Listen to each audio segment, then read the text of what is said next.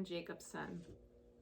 I'm a wife, I'm a mom, I'm an attorney, and I am a person living with Parkinson's disease. This video is in one of a series of videos in which I discuss an early diagnosis of Parkinson's disease, or PD. Today I'm going to talk about disability or being disabled, and I want to make a short comment before I begin. Some people prefer to say that they are a person living with a disability.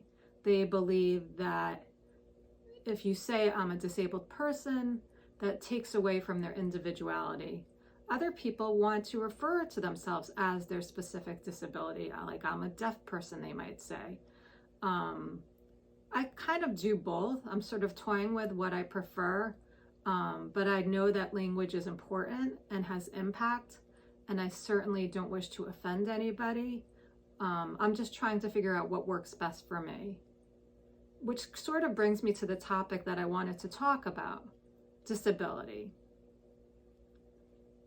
One of the things I've been thinking about a lot is, should I tell people I am disabled?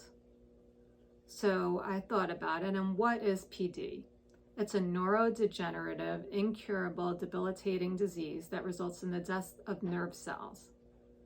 Certainly sounds like a disability. When I got this, the diagnosis of PD, I was actually kind of shocked because I went to the doctor thinking I had a problem with my left hand. My left hand was kind of clumsy. I had something called an active tremor, which means when I reached for something or did something with my hand doesn't move correctly.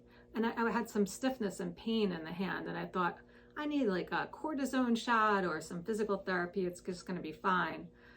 What turned into a little problem with my left hand turned into a bigger problem with my brain, and a diagnosis that connected many other symptoms that I've been having for years. But even so, what I've decided to do is to talk about Parkinson's disease, to spread awareness, which I've been doing partially through these video blogs. But even as I was taking notes for this blog, I was wondering, am I disabled?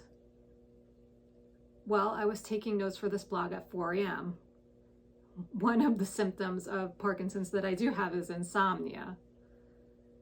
It made me think, what qualifies a person being disabled? What's the qualifications? Or who should be entitled to call themselves disabled, or who should not want to call themselves disabled? Where do I fit in this category, and how do these categories work? And I'm not at the point in my disease where it's extremely life-altering. I'm still working full-time. I have made small adjustments to the way I do things, some things, but my life hasn't changed dramatically. Then I was looking into the legal definition of disability under the ADA or under our state's anti-discrimination law. And I thought about my symptoms and whether they would fit into that definition. Well, I have insomnia for sure.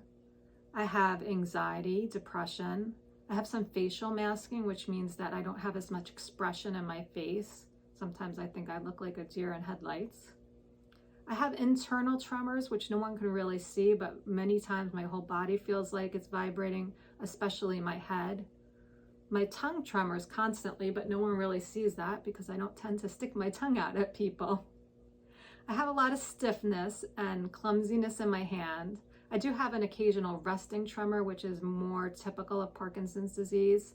I have some diminished smell, constant itchiness, constipation, and dry eyes from decreased blinking. When I take all those symptoms together and how they affect my life, I probably could fit into a legal definition of disability under the law. But most people who notice me would not even notice any of these symptoms. So should I talk about being disabled if no one is really going to notice? Or should I just stay hidden in the closet? Just be Kim. You don't have to be disabled, Kim, I thought.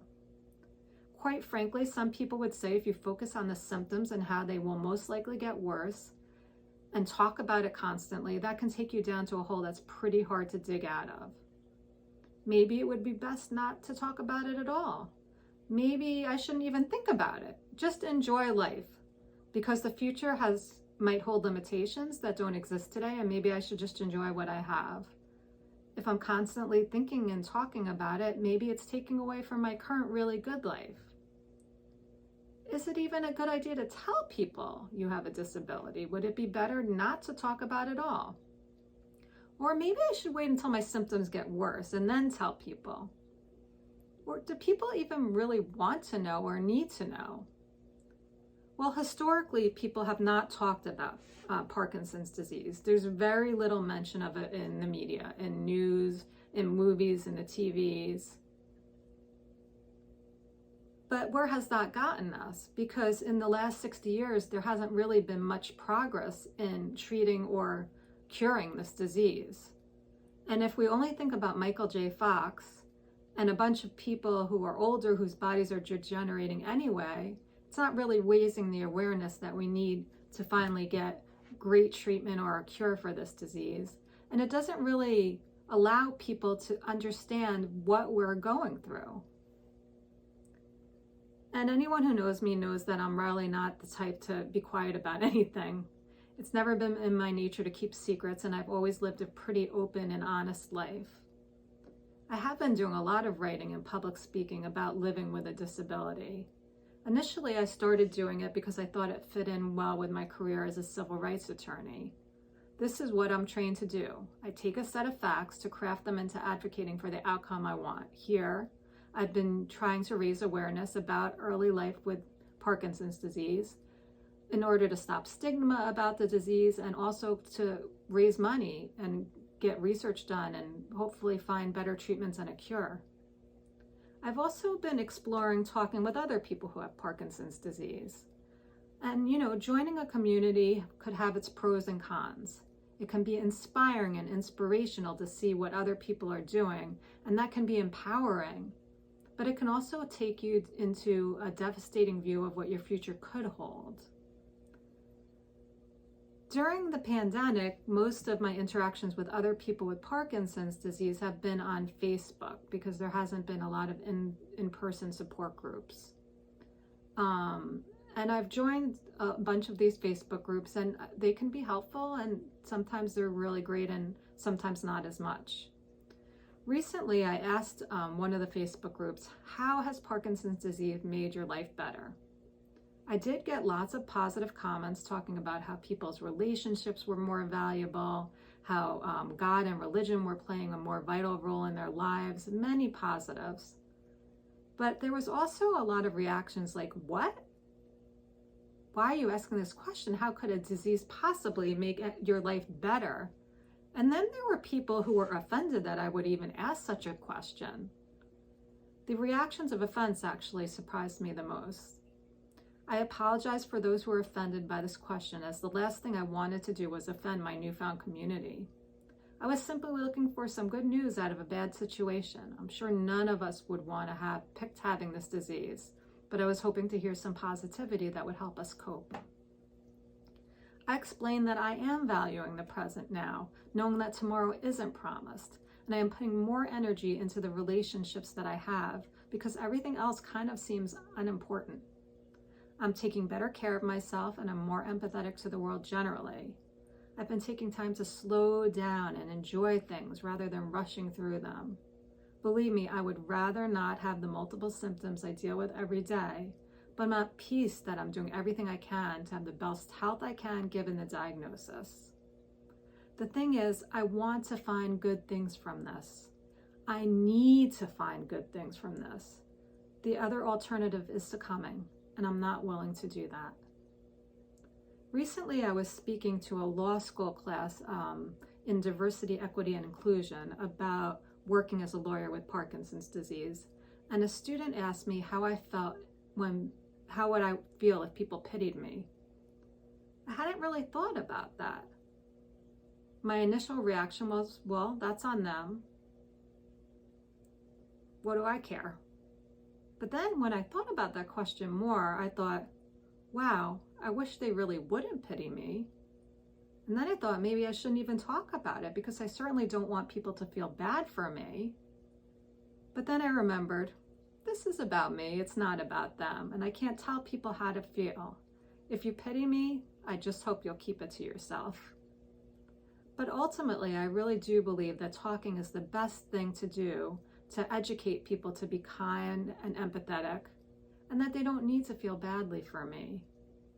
And I'm going to keep talking about it because I truly believe that if we don't talk about it, we stay hidden in the shadows. We lose our place at the table.